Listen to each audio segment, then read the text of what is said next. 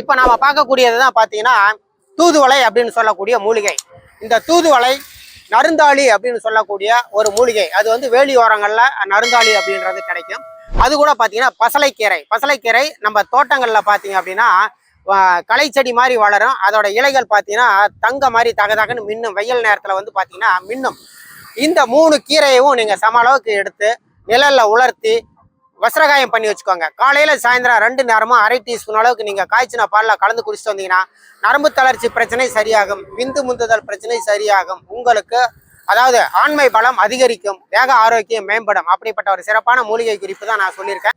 ஆண்மை சம்மந்தப்பட்ட பிரச்சனை இருக்கா, அதாவது ஆண்குறி தளர்ச்சியாக இருக்கிறது, சரியான அளவுக்கு விரைப்புத்தன்மை இல்லாமல் இருக்கிறது, அல்லது உங்களுக்கு நுனி பெருத்து அடி சிறுத்து இருக்கிறது, இது மாதிரியான பிரச்சனைகளை பாதிக்கப்பட்டிருக்கீங்களா? கவலையே வேண்டாங்க. உங்களுக்காகவே தயாரிக்கப்பட்டது தான் இந்த மைனர் தைலம் அப்படின்றது. இது பார்த்தீங்க அப்படின்னா பசுமாட்டு நெய்யில் வந்து தயாரிக்கக்கூடிய இது.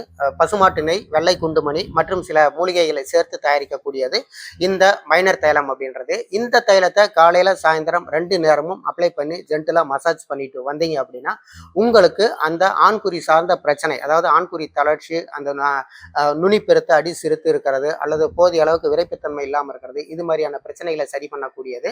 இந்த மைனர் தைலத்தை பற்றி உங்களுக்கு மேலும் ஏதாவது தகவல் வேணும் அப்படின்னா கீழே இருக்கிற நம்பருக்கு கால் பண்ணுங்க. எங்கள் கிளினிக்கில் இருக்கக்கூடிய படித்த பட்டதாரி மருத்துவர்கள் உங்களுக்கு தேவையான ஆலோசனை தருவாங்க. நன்றி, வணக்கம்.